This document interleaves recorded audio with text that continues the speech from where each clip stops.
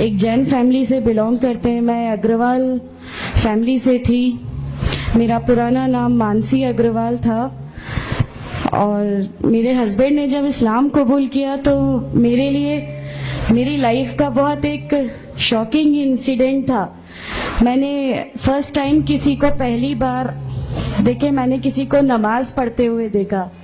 میں نے اچانک یہ اکثر کر کے ایک پرٹیکولر ٹائم ہوتا تھا اور یہ گھر سے کہیں چلے جاتے تھے, اور میں ان سے پوچھتی تھی کہ آپ کہاں جاتے ہیں, تو یہ ریپلائی کرتے تھے this is none of your business, you have to do your job. تو میں بھی خاموش ہو جاتی تھی.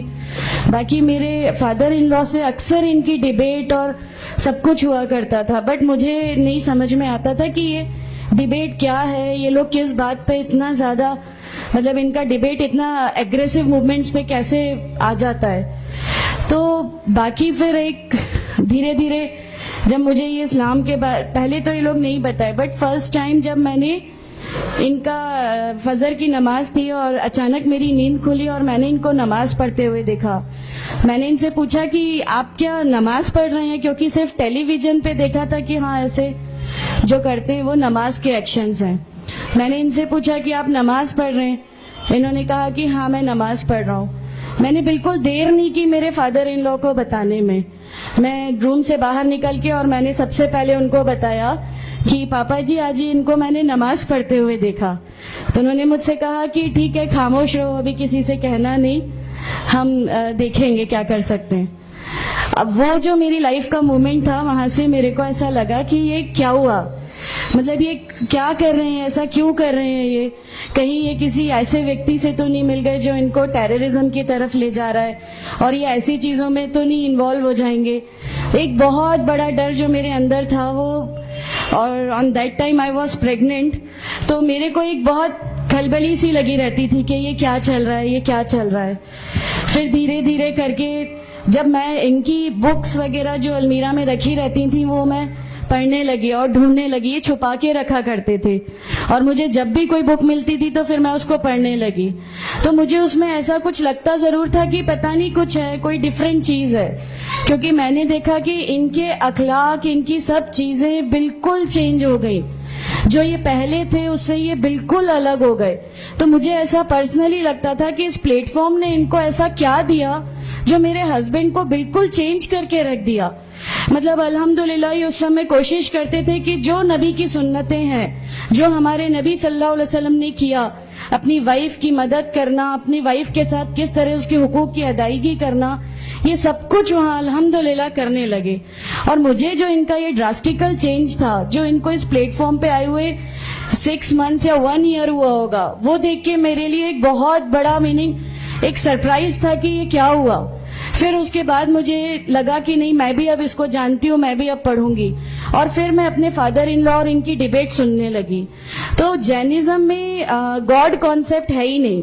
ہر وہ ویکتی جو بہت زیادہ علم حاصل کر لیتا ہے, بہت زیادہ نالج حاصل کر لیتا ہے, تو وہ ایک لمٹ پر آ کر نعوذ باللہ گاڈ کا وہ مقام حاصل کر لیتا ہے, اور لوگ اسی کی پھر پوجا کرنے لگتے ہیں, اسی کی ورشپ کرنے لگتے ہیں. تو میرے دماغ میں اگروال فیملی سے تھی, تو میرے دماغ میں تھا کہ نہیں, ہمارے جو بھگوان ہیں وہ 3-4 ہاتھ والے ہیں, ان کا کیا ایک ہی گاڈ ہے جس کو جا کے آپ کو پوجنا ہے. تو نہیں, میں ان سے تو کچھ نہیں مانگوں گی, 3-4 ہاتھ والے بھگوان ہی ہوتے ہیں, یہ نہیں کچھ وہ ایسا رکھتے. تو وہاں سے ایک تھوڑا سا ڈسٹریکشن میرے کو گاڈ کانسیپٹ کا آیا, اور ایشور ہے جو اس دنیا کو چلا رہا ہے, یہ ہمیشہ میرے ایک ذہن میں رہتا تھا. تو مجھے میرے فادر ان لا کہیں نہ کہیں اس پلیٹ فارم پہ آ کے غلط لگنے لگے کہ نہیں, یہ جو کہہ رہے ہیں وہ صحیح ہے, اور ان کی جو ڈیبیٹ ہے اس کا اینڈ جو ہے وہ یہ صحیح ہے. پھر دھیرے دھیرے کر کے مجھے ان کی چیزوں پہ یقین آنے لگا الحمدللہ. پھر ہمارے ایک فیملی فرینڈ ہیں, ان کے یہاں یہ مجھے لے گئے. وہاں پر کسی نے مجھ سے کہا کہ میں بہت بزرگ ہو چکا ہوں, کلیم صدیقی صاحب ہے, مجھے ان کا نام دھیان نہیں ہے اچھے سے, بٹ انہوں نے مجھ سے کہا بیٹا میں بہت بزرگ ہو چکا ہوں, میں چاہتا ہوں تم کلمہ پڑھ لو, میری زندگی رہے نہ رہے, میں آپ سے ملوں نہ ملوں, تو آپ کلمہ پڑھ لو. تو الحمدللہ میں نے کلمہ پڑھ لیا. کلمہ پڑھنے کے بعد بھی جب ہم گھر لوٹ رہے تھے تو میں نے ان سے کہا کہ میں نے صرف ابھی کلمہ پڑھا, ابھی آپ یہ مت سمجھیے گا کہ میرے کو سب سمجھ میں آ گیا اور میں اس چیز کو مان لوں گی. انہوں نے کہا نہیں, تمہاری مرضی, کسی میں کوئی فورس نہیں ہے. تو الحمدللہ اللہ تعالیٰ کا احسان ہے, اس کلمے کی طاقت تھی. اور یہ ہمیشہ کہتے تھے تمہیں کوئی دعا مانگنی ہے تو تہجد میں مانگا کرو. تہجد کا جو ٹائم ہوتا ہے وہ بہت قیمتی ہوتا ہے اور اس میں اللہ تعالیٰ سب کی دعائیں قبول کرتا ہے. انہوں نے مجھے ایک دعا سکھائی تھی کہ تم ایک دعا مانگو کہ یا میرے رب, اگر میرا ہسبینڈ غلط راستے پر ہے تو اس کو صحیح راستے پہ لے آ, اور اگر میں غلط راستے پہ ہوں تو مجھے صحیح راستہ دکھا دے. الحمدللہ میں یہ دعا کنٹینیو مانگتی تھی. ایک بار میری نیند الحمدللہ تہجد میں کھلی اور بس میں نارمل جیسے ایک دھیان کرتے ہیں ویسا میں بیٹھ گئی اور اپنے آپ اچانک دل چاہا کہ بس سجدہ کروں. میری زندگی کا وہ پہلا سجدہ تھا اور اس بہت لمبا سجدہ تھا, اور اس سجدے میں میں نے میرے رب سے کیا کیا مانگ لیا مجھے بھی نہیں یاد ہے.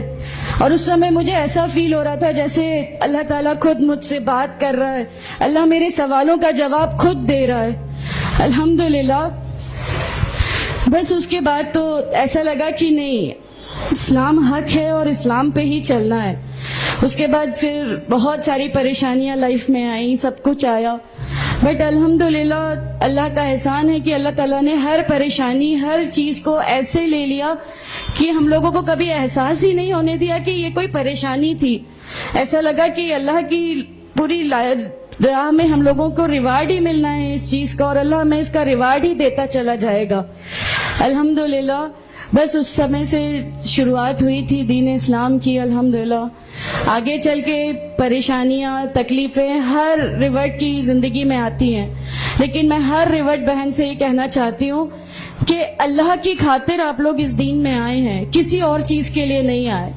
تو اللہ کی خاطر ان پریشانیوں کو بھی جھیلیے, اللہ کی خاطر جھیلیے. اللہ تعالیٰ اگر آپ لوگوں سے, ماشاءاللہ میں جب گھر سے نکلی, جب ہمارے فادر ان لا نے ہمیں گھر سے نکالا, میرے بچے کی, چھوٹا بچہ تھا, چھوٹے والے کی صرف ایک دودھ کی بوتل تھی, اس کے علاوہ کچھ بھی نہیں تھا.